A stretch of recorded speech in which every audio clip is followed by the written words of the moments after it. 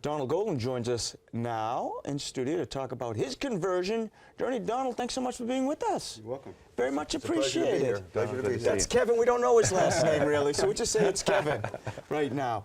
Yes. You have an interesting story of your conversion to the faith. Tell us about that and those who influenced you. Well, I was brought up Jewish, in a Jewish background, actually Orthodox Jewish. Mm-hmm. My mother was a very strict Jew, and what happened, that went on for many years, and until when I was 17, it was a tragedy that happened in my household, and my mother died. Oh, I'm sorry. She was hit by a drunk, actually hit by a drunk driver, and that just tore the whole family apart. Mm-hmm. And it was a very tragic time in my life, and in my family's life. So at that time, I was going to synagogue and temple, with my family.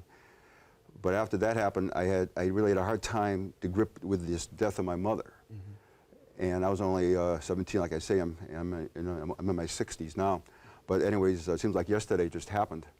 But anyways, during that time, I struggled. I went through, I graduated high school, I went to college, but it was still something I couldn't let this go. I couldn't mourn my mother's death. It was really a tough thing. Couldn't mourn my mother's death because it's a tragedy to lose somebody that sudden. Yeah. So, but life went on, and I had supported my family during that time, but still there was something that wasn't being healed. I wasn't being healed by what happened that time. So. In work, I worked for the state for 25 years as a social worker, and during that time, I met somebody who told me about Jesus. So that got me thinking about Jesus, but again, I wasn't ready to really accept Jesus because I was brought up Jewish. Mm-hmm. But still, I kept going, and then I got to know Jesus a little bit there, and then I ended up going to Assembly of God Church, and I was baptized there. And so that was working out well, but then I was straight away from there. It didn't seem to be, it didn't hold me. I didn't stay there too long with that church, but I was happy to be there. Mm-hmm. And then time went on, and then what happened was now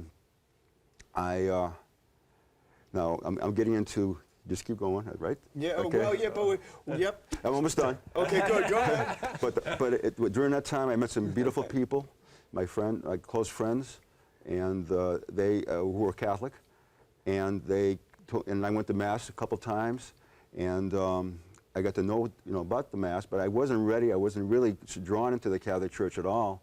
But still, I had that hurt inside me that had to be healed somehow.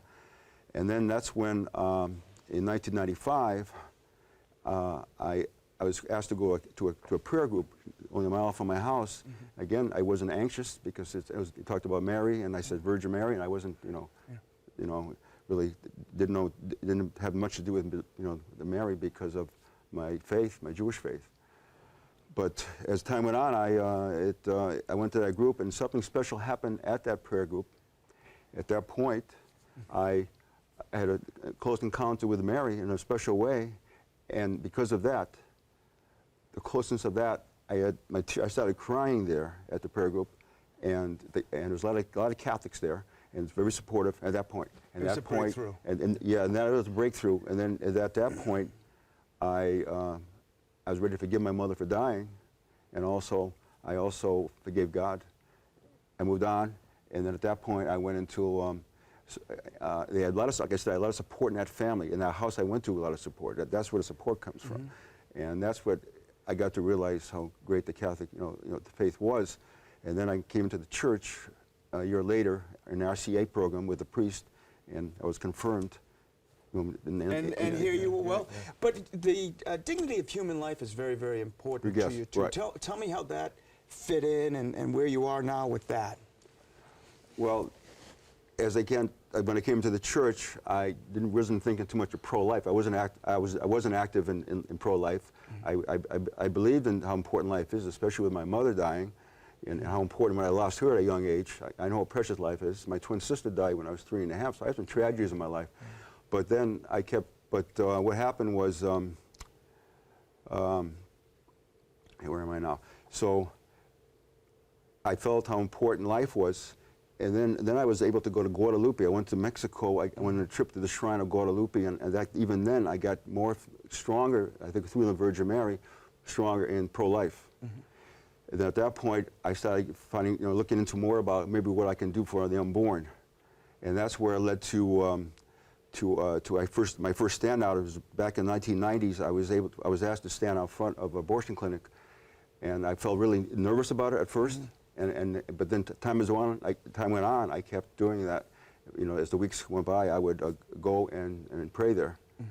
So that's where I got involved, and that's why. So it was really the Catholic Church helped me get stronger into the pro-life movement. And you give out rosary beads. Yeah, we give out rosary beads, and so it's become more of a ministry. What I have, and the ministry is giving out rosaries, giving out literature. We give out phone numbers to show. Where they can get help, where women go in for a clinic. You want me to show this? Sure, you can show that. This is what we hold. This is one of our signs.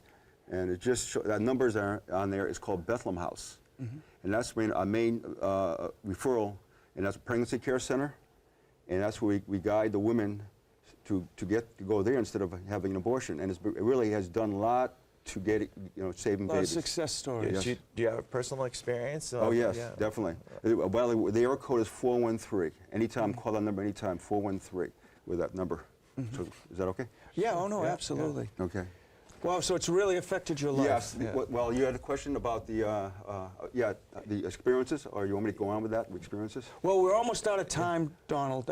Okay. What would you say to people out there right now who are struggling and saying, well, what do I do? I'm pregnant, what do I do? And how do you convince them, have that baby?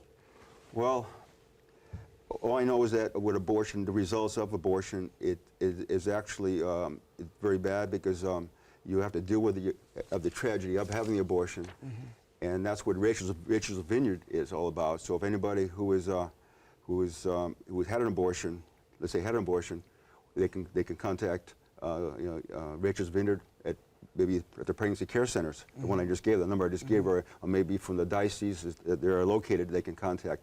But what we're trying to do is that life is so precious, and you don't want to deal with that problem later on. We have to deal with the aftermath of having the abortion. So I would say that I've seen a lot of good things quickly. I have had two great things happen with like a grandfather stopped once in his bus, in a PVTA bus. He stopped right there, and he opened up the door, and he said, "Thank you so much for saving the life of my grandchild." So this is the reason I feel it's so important to stand out for life. Donald, we appreciate you joining us today. And all life matters, from the moment of conception to natural death. Correct. And we appreciate what you do out there, and how important that is. And for you coming in today. It's okay. Long ride. I got a lot in, but I got a few minutes. You got a lot in.